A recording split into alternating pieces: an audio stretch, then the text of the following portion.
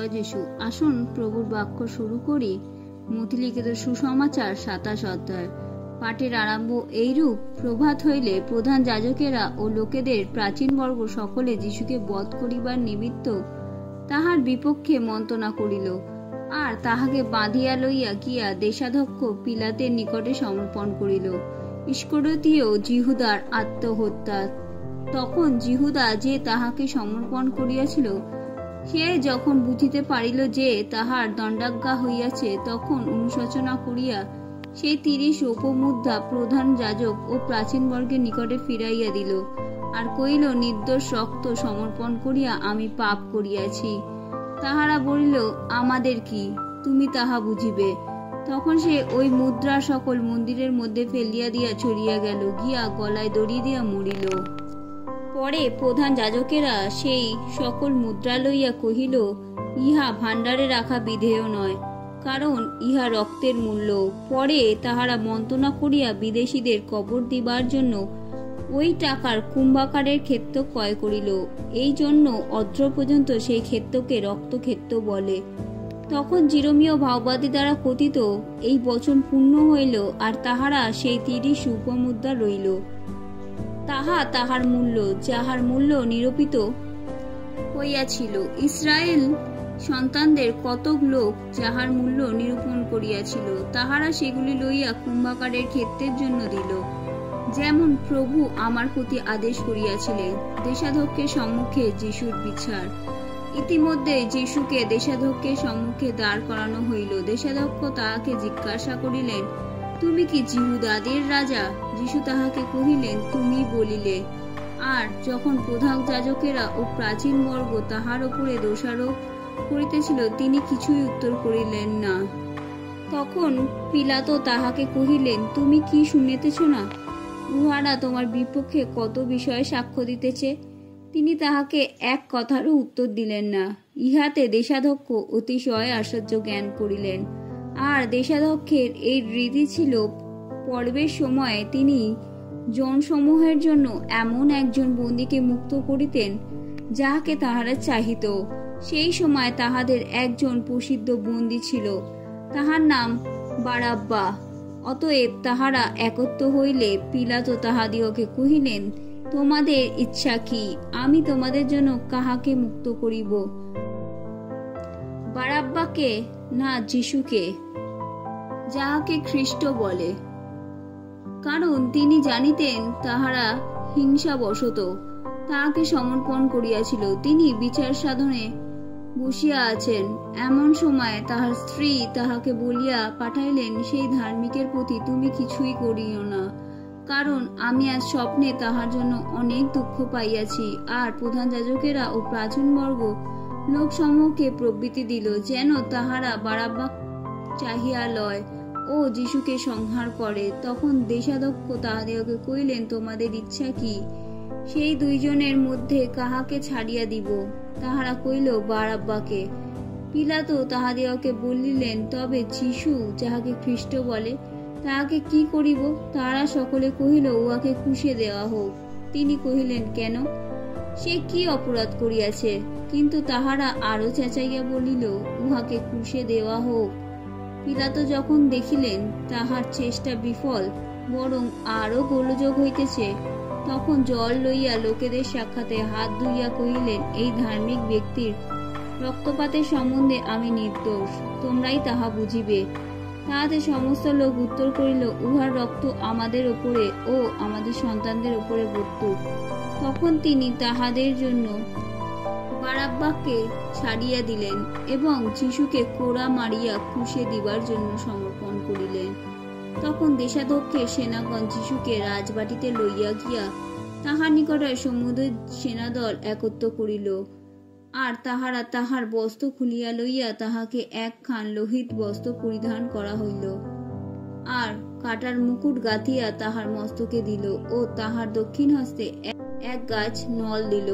পরে তাহার সম্মুখে জানু পাতাইয়া তাহাকে বিদ্রুপ করিয়া বলিল, যিহুদিরাজ নমস্কার।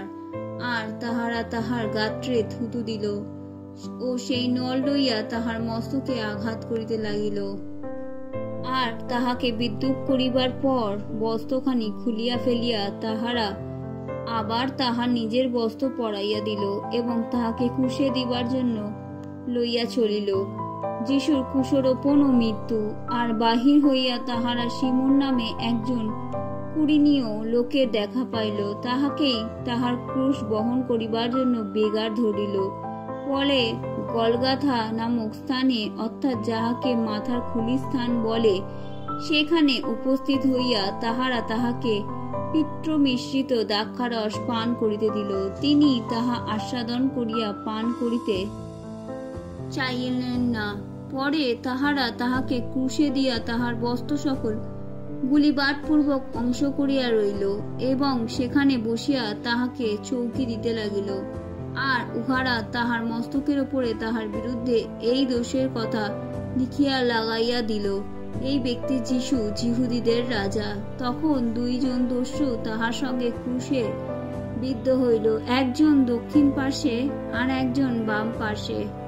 তখন যে সকল লোক সেই পথ দিয়া যাতায়াত করিতেছিল তাহারা মাথা নাড়িতে নাড়িতে তাহার নিন্দা করিয়া কহিল, ওহে, তুমি না মন্দির ভাঙিয়া ফেলো আর 3 দিনের মধ্যে গাঁথিয়া তোলো? আপনাকে রক্ষা করো, যদি ঈশ্বরের পুত্র হও, ক্রুশ হইতে নামিয়া আইসো। আর সেইরূপ প্রধান যাজকেরা, অধ্যাপকগণের ও প্রাচীন বর্গের সহিত বিদ্রুপ করিয়া কহিল, ওই ব্যক্তি অন্য অন্য লোককে রক্ষা করিত, আপনাকে রক্ষা করিতে পারি না। ও তো ইসরায়েলের রাজা, এখন ক্রুশ হইতে নামিয়া আইসুক, তাহা হইলে আমরা উহার উপরে বিশ্বাস করিব ও ঈশ্বরে ভরসা রাখে। এখন তিনি নিস্তার করুন, যদি উহাকে চান, কেননা ও বলিয়াছে, আমি ঈশ্বরের পুত্র। আর যেই দুইজন দস্যু তাহার সঙ্গে ক্রুশে বিদ্ধ হইয়াছিল, তাহারাও সেই রূপে তাহাকে তিরস্কার করিল। পরে বেলা 6 ঘটিকা হইতে 9 ঘটিকা পর্যন্ত সমুদয় দেশ অন্ধকারময় হইয়া রহিল। আর 9 ঘটিকার সময় যিশু উচ্চরবে চিৎকার করিয়া ডাকিয়া কহিলেন, এলি এলি লামা সাবাক্তানি, অর্থাৎ, ঈশ্বর আমার, তুমি কেন আমায় পরিত্যাগ করিয়াছ? তাহাতে যাহারা সেইখানে দাঁড়িয়েছিল তাহাদের মধ্যে কেউ কেউ সেই কথা শুনিয়া কহিল, এ ব্যক্তি এলিওকে ডাকিতেছে। আর তাহাদের একজন অমনি দৌড়িয়া গেল, একখান স্পঞ্জ লইয়া তাহাতে সিরকা ভরিল এবং একটা নলে লাগাইয়া তাহাকে পান করিতে দিল।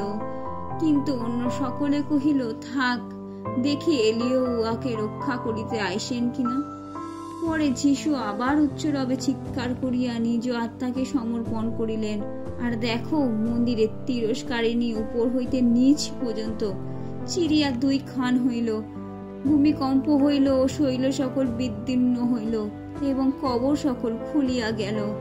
আর অনেক নিদ্রাগত পবিত্র লোকের দেহ উত্থাপিত হইল এবং তাহার পুনরুত্থানের পর তাহারা কবর হইতে বাহির হইয়া পবিত্র নগরে প্রবেশ করিলেন।